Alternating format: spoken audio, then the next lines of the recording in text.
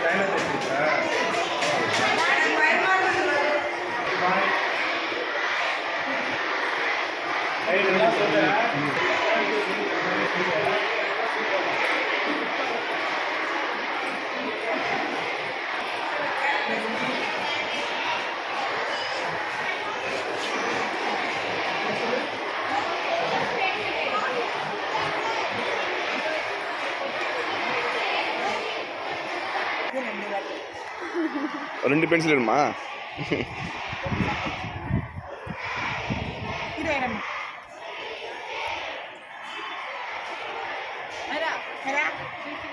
சரி என்ன பாரு.